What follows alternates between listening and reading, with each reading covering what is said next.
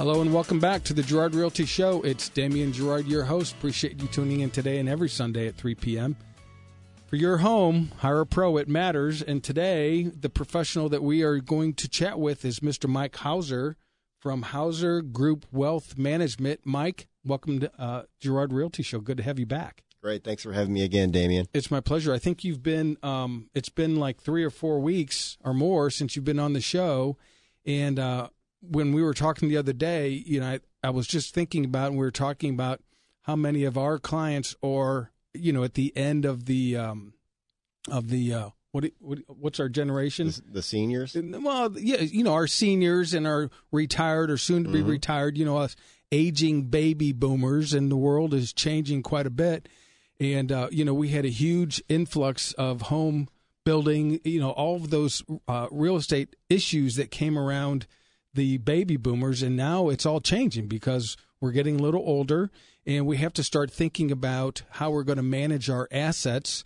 And obviously the largest one is usually the real estate or the house, but then there's a bunch of other assets that need to be managed as well. Right. And that's kind of where you come in, because we want to be, you know, bringing expert contributors together for our clients and listeners and friends and whatnot, regardless of not directly real estate. So, what, you know, just off the top of your head, what would you say would be the top 5 things that seniors should be thinking about when they're, you know, getting to a point where there's going to be some significant changes in their financial plan?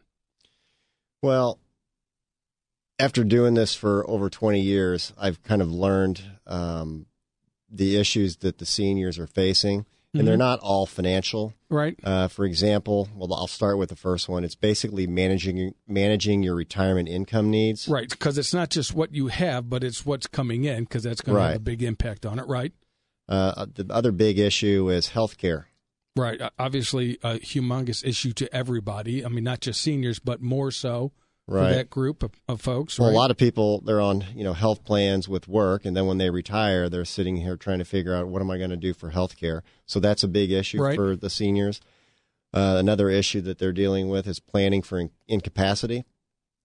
Something you may happen. Hope not, but you got to be ready. You don't really think about it, but, you know, when you're incapacitated, the 2 big issues are your health care initiatives and protecting your property. Right.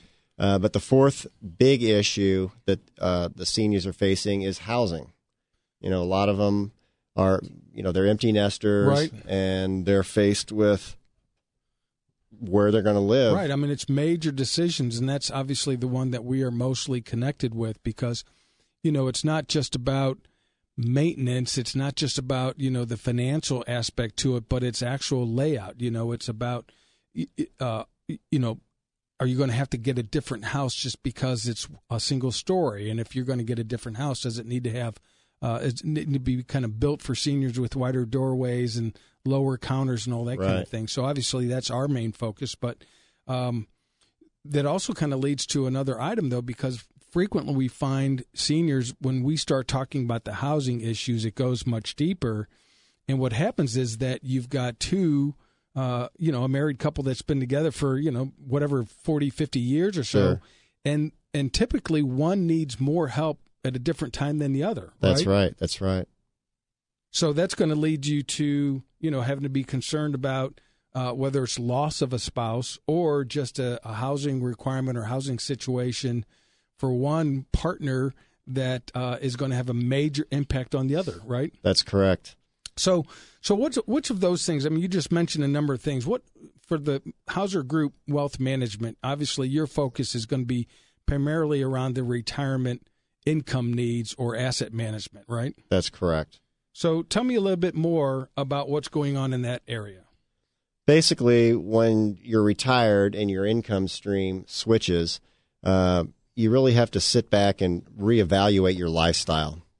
Basically, your income has to meet your expenses. Right. So like I saw an advertisement last week that was on TV where the guy said something like, my money is scheduled to last for 12 years and my lifeline is scheduled to last for 22. Right. Right. That's right. So that's a problem. And that's something that, you know, you can't really catch up on too much at the end of the game. But what do you find that most people, are they prepared for that or not prepared for it?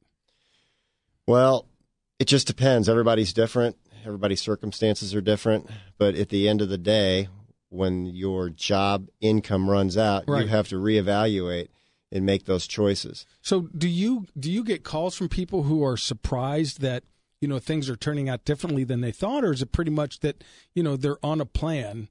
Well, a lot of people think, wow, when I'm retired, it's going to get a lot cheaper. And in some cases, it's true. What do they think is going to get cheaper? Well, they don't have a mortgage anymore. Okay. Usually pay that off. But then what they don't understand is, wow, my healthcare expenses just went up. Right. So I think in general, it can be cheaper, but it's not that much cheaper. And so when you say that their mortgage is paid off, I mean, that's an option. And I would think, and tell me if you do this on a regular basis, but if I had, and I'm not a wealth manager like you are, I don't have 20 years of experience, but I know how I kind of would like and try to manage my own assets. And I'm thinking that, if I was retired and I was paying off my house, so now I've got, let's just say, $500,000, and instead of that money sitting in an investment account where you're going to earn, well, Hauser Group, you guys are going to get like 38% a year or something, right? Get me in trouble now. I mean, obviously, nobody knows, but you're going to earn some return on that, whether it's 5 or 10 or whatever percentage, versus having that $500,000 asset sitting in brick and mortar that might go up 3 or 4% per year if we're in historical norms, but there's no guarantee of that, right? Right. So I would think that the first thing that I would recommend to those guys is that, hey, if you want to pay this off, that's fine, but you got to have a second mortgage, a home equity line of credit for something. Do you get into that conversation? That's exactly right. It's more or less a emergency line of credit. Right. Everybody's different. Some people head into retirement and they still have a mortgage. But I would say in general, the people that I deal with, that's usually paid off. The mortgage is paid off. The mortgage is paid off. The mortgage is paid off, and then what they'll do is they'll have an equity line of credit if something drastic were to happen, if they had to have surgery or an expense. They have that extra liquidity. And that's what it really comes down to is access, number one. I would think that they have, some place where they can go, but also a HELOC, a home equity line of credit, is basically a check that it's a revolving credit line, really. And you could have it at zero. You could owe nothing on it, but the liquidity is the real factor, right? Right. So you get a senior couple and one of them has a fall, and whatever insurance issues they have doesn't cover, and there's some big extra significant expenses. costs that just come out. It's a surprise, right? Right. So if you have their assets invested in some vehicle like mutual funds or something like that, there's tax implications to taking that money out. Right. There's loss of potential returns. Right. There may even be transaction fees.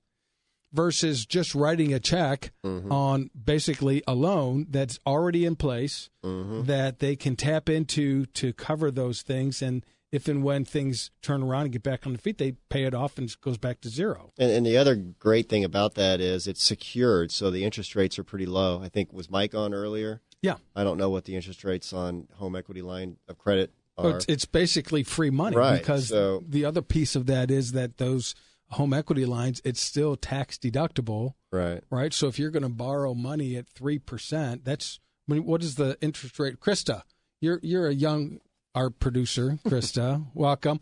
Interest rates, what are you talking, like 12 or 15% or something for credit card interest rates? Do you know?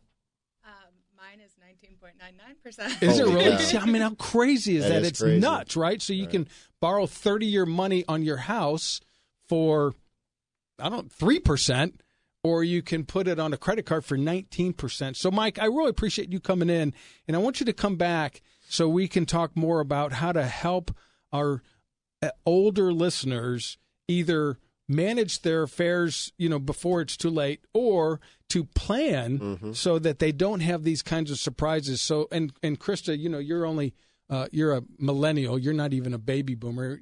Are you X or Generation Y or? You're a millennial? You're 25? Oh, wow. That scares me. So, you need to start talking about this because, nobody thinks that they need to plan for retirement until they're retired, and then boom, income stops coming in, Right. but expenses never stop the way that you think they're going to, right? And I'd like to throw this out as well for the listeners out there who have these types of questions. If you go to my website, HauserGroupWealthManagement.com. HauserGroupWealthManagement.com. And that's the German spelling, Hauser. Okay. On the lower left-hand corner of my website has all of the 5 issues and all the real detail underneath it.